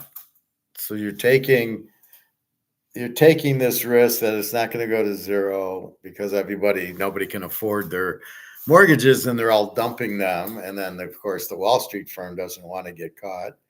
So they will sell the contract and you're fucked because it's gone. And then we're going to sell you something new, or maybe you're going to kill us all. So we'll see. But that's really what the point is. You have to understand that. So you are very much um, gambling with your money. So we can handle it at the casino. We know how to win. And I guess what I'm telling you is how to win this game is by buying gold and silver, is by getting out of the gamble. Get out of the bank, get out of Wall Street, get out of this, go into gold, and that's how you win at this game. So this is a very different game than betting football and playing craps and playing blackjack, where you know what's happening, you can see it, and you know what I lost $500 because red cap coming up or because the dice were sevening out. But how do you play this game? And you are playing a game, but you don't even realize it. And that, I think, is the problem. All these people gambling, but have no idea. This one idiot was talking about what is money. Well, it's the medium of exchange. Where do you know that? And he acted like nobody knew it. And you're like, just look, we're not stupid like you. We understand what the fuck it is. Money is the medium of exchange that's used because you get paid and you demand and you want to buy things. That's what money is. Medium of exchange. We even went into, it's what everybody wants. It's the most marketable commodity. And then it has portable, scarce, divisible, fungible, acceptance, and durable. That's what money is. That's why gold's the best. It has all those features. And then money functions. It's a medium of exchange. It's a store of purchasing power. Meaning, if I get my paycheck and I get 20 grand, I can put it in the bank and the 20 grand is going to keep the value. That's what a store of purchasing power is. If I get the 20 grand and I put it in the bank and I pull it out in 6 months, it's still worth 20 grand. Only this is not storing purchasing power. And that's why people go, well, Bitcoin's not a store of purchasing power.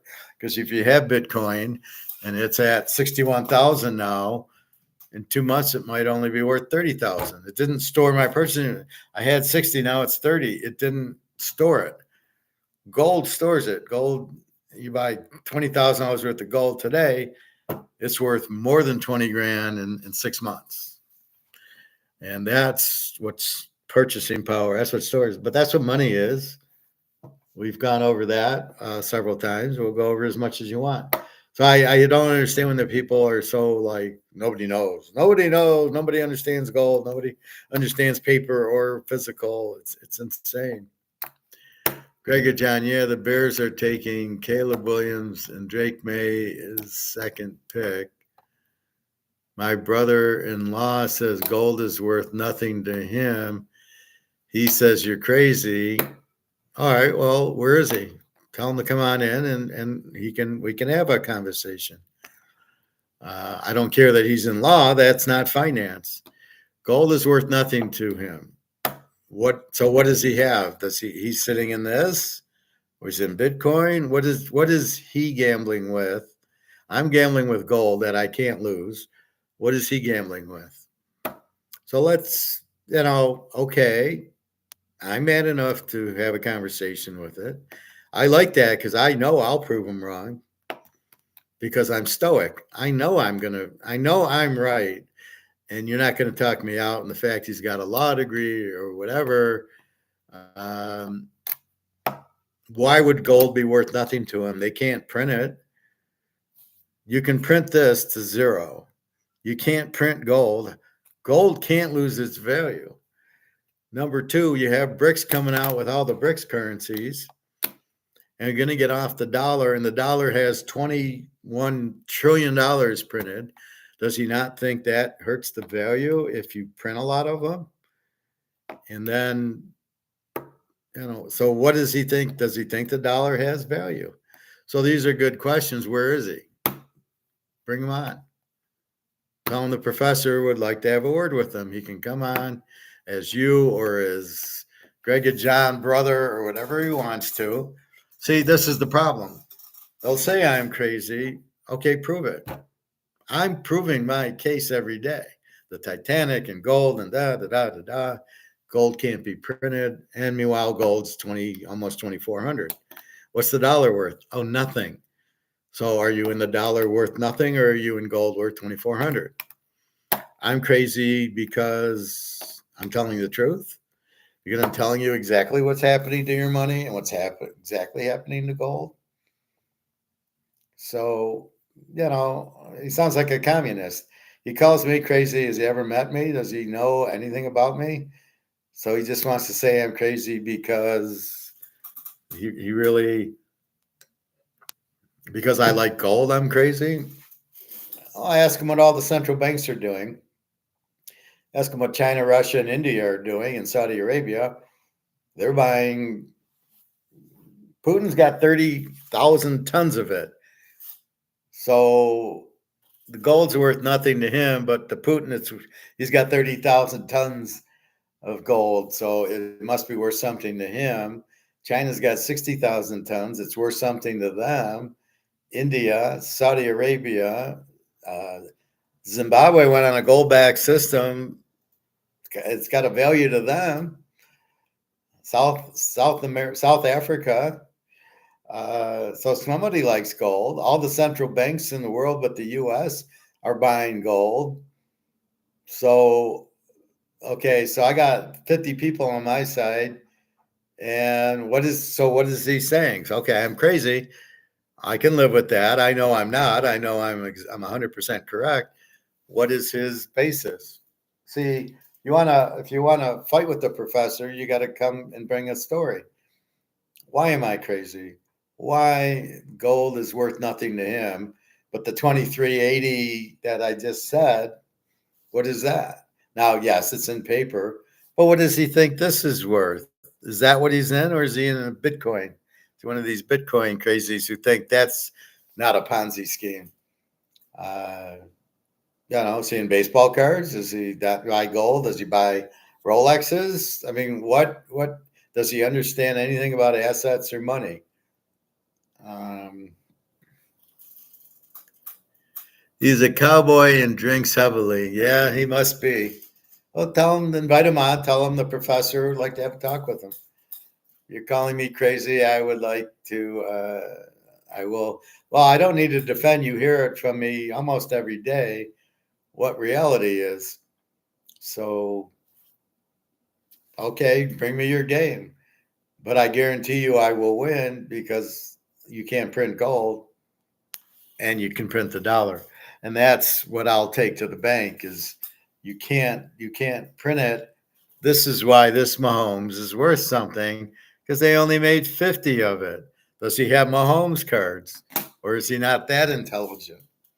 So that's really what you're looking at simply is, do you understand value? Limited is value. That's why Picasso's and Van Goghs are worth a fortune because they don't make that many. The guys are dead. They're not making any. They made what everybody demands. Believe me, everybody demands gold. So tell them when the dollar goes to zero, don't come talking to me that he needs gold or silver to survive. So I don't want that. And that's what I tell people. Don't come to me when you need money. You need gold. Don't come to me. Now I told the girls, they understand it. Daria, Jenna, they get it. They know exactly what gold is. And, now they see the price going up and they're going, Jenna, I guess you're pretty smart, aren't you? So, that's fine. But that's what I like is you come in and you prove I'm wrong because you can't, because I'm not wrong. And that's the beauty of what I'm doing is I'm backing it up. I'm putting my money where my mouth is. I buy it. I show you.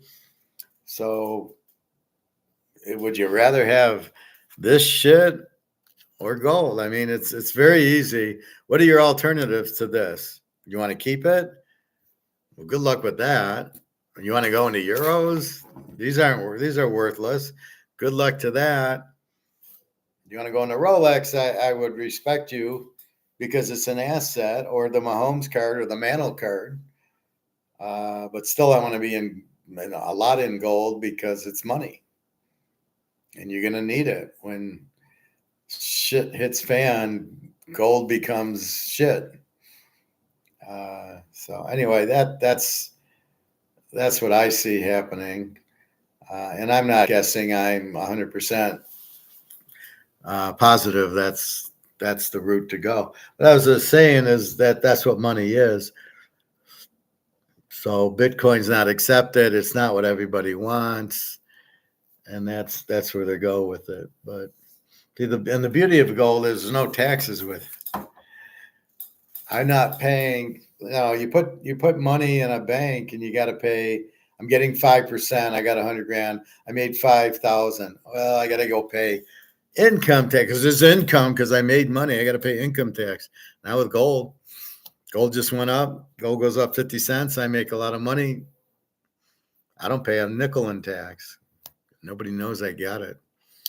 And that's the other beauty of gold that your brother doesn't get. I don't pay tax on it. And nobody even knows I got it, which is the best part. It's a very good asset. It's real money. So he can say what he wants. But I won't listen because he's too scared to come on. Yeah, the Bears are taking Caleb Williams and Drake May as second pick. Well, whoever takes the second pick will be betting heavily against them. All I can say is he's not an NFL player. He's not a good college player. Do you expect him to? He couldn't beat Clemson. Do you expect him to be better in the NFL against Philly and the Giants and Dallas if he goes to Washington? All I can say is good luck with that. But, I don't get where these people are that stupid. Oh, Drake May. Oh, J.J. McCarthy. They're not good quarterbacks. What are you talking about? At what point are you talking? I'm still waiting for Stenson, Benson, and Hainer, and then Hooker to get some playing time in and show everybody what's going on. And Trask. I mean, what the fuck are they doing with Trask? Fucking, he's better than Mayfield by a mile, but you're not giving him the chance, and you're running a stupid offense in Tampa. That's the real problem. They're running a Mickey Mouse offense. Their coach sucks. Their offensive coordinator sucks. Anyway, so baseball, there's just 2 games tonight. Miami over, Frisco over. I'm not even betting on.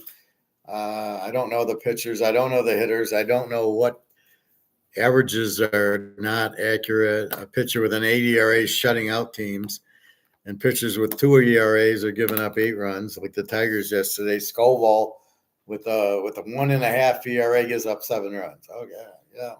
There's a reason it's a 1.5 ERAs. They don't give up runs, and yet there they go. So that is not working.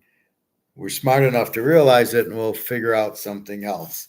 Like I did in football. Once I knew my trends weren't working, I went to defense and quarterback and running back. And then here's KC, here's San Francisco, here's Cincinnati. And there you go. And we did great last year. So now I've got it nailed to defense. But defense doesn't work in baseball like it does in football. I try to get, something, but because of the pitching, I can't. Like, it doesn't matter who's pitching against Kansas City. Mahomes and the defense is going to shut you down. And it doesn't work in baseball. Bob Gibson could be pitching for St. Louis. Now he will keep the score low, but most of these other pitchers won't. And that's really the point of it. So you want to be we've got to find the magic ingredient. He is on parole. Oh, okay. Well, all right. So don't waste my time with jail guys, please. So if I offered him an ounce of gold, would he take it? It's worth $2,500. Would he take the ounce of gold, or would he say, it doesn't do anything for me? So Have them listen to my show. I've had other guys that are in jail watching my show, watching my football picks. It's crazy. Yeah, I'm in jail, but can I have your football picks? Yeah, well, you can go buy them and you'll get the picks like everybody else. Unbelievable. So in jail, you can get my class and learn something.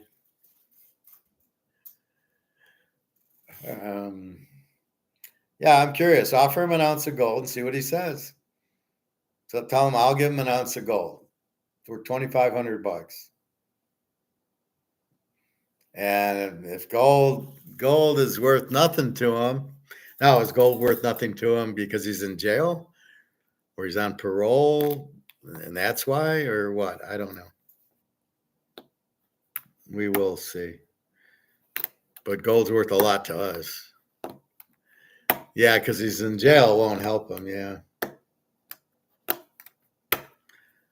I gave one of my friends gold like 6, 7 years ago. And I said, don't spend it yet. It's going to go up. And it was worth like 300. It was a quarter ounce. So it was worth like 350. And I told her it's worth 700. Yeah. She's getting excited now. Her mom kept it for her, so it's safe. Then they'll realize the brilliance of the professor. See, it's hard because, it's like saying Chicago's going to win the Super Bowl. Nobody's going to believe you. And then when they do win, you're not going to get credit for it. Well, gold's going to go to 10,000. Yeah, sure. No, it won't. Then when it goes there, nobody's like, oh, yeah, the professor told me that. Right. So they don't want to give you, oh, you never said that. Yeah, I got 50 videos that say I did. But that's the problem. So again, realize you're gambling with everything. Your girlfriend, your wife. You're gambling with money. Always. It's not just at the casino and not just at the sports book. It's in the banks and Wall Street. It's a gamble. And you're going to lose. On Wall Street and the banks, you're going to lose for sure. Because they're printing it and it's going to be worth nothing. So you're basically winning nothing. So even if you play stocks and you win $10,000, you didn't win a penny because it's not real. Because the money's not real money. It's worthless. But the quicker you understand that, the quicker you'll be able to figure out that the best gamble is in gold and silver. There is no risk, and nobody can say it's worthless. And that's really where I'm aiming you towards. But anyway, so I'm enjoying watching The Gambler and watching Caesars, but I'm picking up stuff. So the mother gives him money, and he says, "You give me money," and he gives her a hard time. The grandfather, won't give him money, and he says, "Well, fuck off." And it's just interesting that the only thing that means anything is him and his gambling. That's it. Nothing else means anything. The family doesn't mean the girlfriend he treated bad. They all leave. Now that's the picture they're painting. That the gambler only cares about the action, the bet. The people are insignificant. The grandfather says, "You sure you don't need my help?" And he says, "No, I fixed it." And, I don't know if gambling is like that. I mean, I don't see that, but, I'm not going to lose Daria or Jenna because I gamble. I guess as long as I win, I won't. As long as you win, the girl stays. But the girl wants protection. She wants to be safe. So again, we got to understand that. And that's the key. Anyway, anything else? I think we covered it. Let's see what our gold and silver are up to. And silver's 28.22. Our gold is at 23.78. So it's went from 23.80 something, 81.82 to 23.78. Silver 28.22's done nothing. Again, it's pennies and the gold's dollars. So 23.78. The low for the day, 23.72. The high's only 23.90. See, it's kind of stuck. And then next thing will happen is in comes a shitload of buying from China, from India, from Africa. And there's nothing that JP Morgan can do. And the price will shoot up. Central banks are buying it. Nobody's selling it. This is not going down because of selling. It's only going down from derivatives. And keep that in mind. So buy your gold, buy your silver while you can. It's getting up there, 23.80. Let's end it with eBay. Let's see what our wonderful gold's going for on eBay. I looked earlier. All right, so a tenth of an ounce maple leaf's now 266.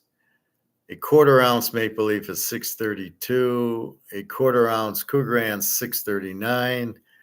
I just paid 670 for a US. A tenth of an ounce Krugerrand's 270. A half ounce maple leaf's 1162.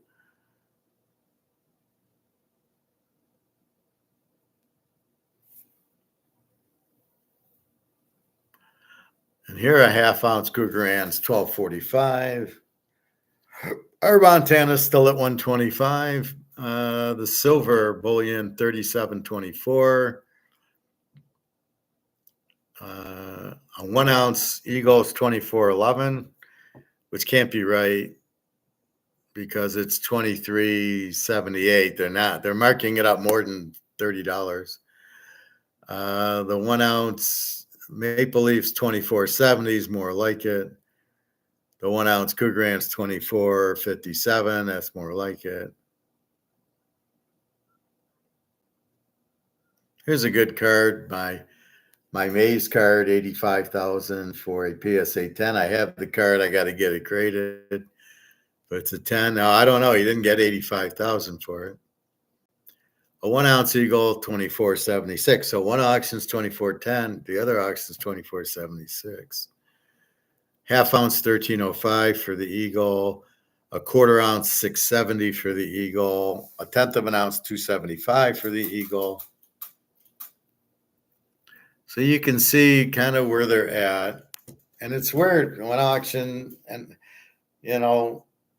different auctions give you different amounts. So there's really no set market price, right? So there's 268 mantles and one's worth 80,000 and one's going for 15. Now I'm curious, are they really both PSA 9s? Why would the guy go 15,000 on a 9, right? And he can't get it, and the other guy's at 80,000. So something doesn't smell right. Anyway, keep that in mind. The gold auction price on eBay does follow the paper price, but they're both way too cheap. Neither of them are the real value of gold is. So, with that said, that's basically what we're looking for. Is things that aren't printed, things that are limited. That's always the best way to deal with your money is buy limited things. Things that are very, limit. Like that's why I'm saying the 50 count Mahone cards. It's limited. There's only 50. It can't lose its value. See, really, at the end of the day, what happens is the things that are worth less, like the dollars, the euros, because they get printed to zero. They get trillions printed. So there is no value. But the things that aren't printed, like gold and silver, have a value. Silver's value should be much higher. So if we're analyzing silver, we're going, why the fuck is this 28 when it should be 280? And really, it's just price fixing, right? Not market conditions. It is limited, but the central banks buy gold, they're not buying silver. However, I think that's going to change soon. I think as gold gets to 2,500 and above, people will start realizing silver is also paper. See, right now, nobody's buying silver because you say, oh, it's at 28. Why should I buy it? It doesn't move. And people are buying gold now because it's 23.80. But when silver starts to make its move, see, we're just ahead of the game. We got all this silver and we're going, well, we're just ahead of the game. But when people start, when silver starts moving, when people realize it is this cheap and the Titanic crowd gets onto the silver lifeboat, then you're going to see it move. And then people are really freak out. Well, it's moving. I better buy some. See, we buy it before then and then hold it, waiting for the price to go. So we're already in waiting for the price. So we're waiting for the game to start. Think about it like that. We're at the Super Bowl. Game starts at 7. It's 5 o'clock. Oh, we want to be in our seats. So that's kind of where we're at with silver. We're waiting for the game to start. But we want to have our seats already. We don't want to wait for the game to start to go buy Super Bowl tickets. We want to have the silver when the game, so when the game starts, we already have our silver. We're already seated. We're not going to go buy our silver after because it's much, much more than the prices. It's probably 280 or so. Anyway, so that's your safety net. That's the difference between gambling on your dollars and not gambling on gold and silver. And it's up to you. Do you want to gamble? And you're going to lose 99% of the time gambling with money. It's just like going to the casino and playing craps. You're going to win maybe 5 times out of 100 because the odds are so against you. And that's really what you're saying. If I'm in this, I'm going to lose. Here, I'm going to lose 100% of the time. In gold, I'm going to win 100% of the time. And that's just the way it is. If it's limited and everybody wants it, of course, you don't have nothing to, there's no risk. Bobby, where are you? Again, a Bobby vampire. He ain't here, Greg John. I don't know what to tell you. Give him a call. You're friends with him, but I don't know. I don't worry about stuff that I can't control because I'm stoic. Stoic, I can only do the show. Right? I can only teach. I get people to watch. People are interested in to learn. Fine. But I can't control if Bobby watches and controls or would prefer to watch the videos at night, which is what he does. So that's all I can say. I can't control him. When you see him, ask him, where are you? And whatever. And a lot of it's my time. I'm on like 3 o'clock. But today I had the interview. Tomorrow I probably won't be on. I don't know what time. I'm not sure I'll have a show tomorrow because interview at 11, interview 1 to 1:30. I'll probably go swim after the interview because I can't. I'd have to swim at like 8:39. I'm not going to do that tomorrow. So that takes you to done at 1:30. Probably will go work out after and then pick up something for dinner or something. I don't know. We'll have to think it through, but that's my point. So anyway, have a good one, folks. Anything else, Greg or John? Anybody? www.teaserking.com. 2 little baseball. They're not even picks. Miami over 7.5. Frisco over 8. I am not going to risk money. It's too early. There's too much bullshit going on. And then we've got gold 28.80. Silver at $28 or $23.80 gold, and silver's at $28.30 or whatever.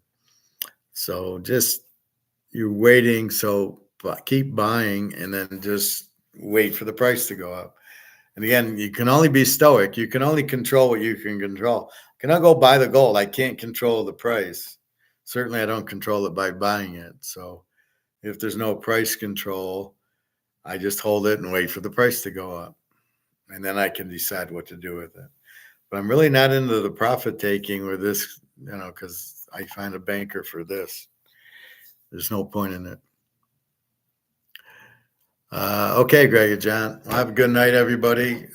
Bobby Bo, take care. Luke, enjoy Mexico. www.teaserking.com. I'm a bit tired, so I am going to close my eyes for a minute. Anyway, have a great day. We got Mark McGuire doing his class tomorrow, but we won't either. I'll probably not talk about it till Saturday. It's just too hectic of a day with the double interviews. All right. I will talk to you later. Have a good day. Take care.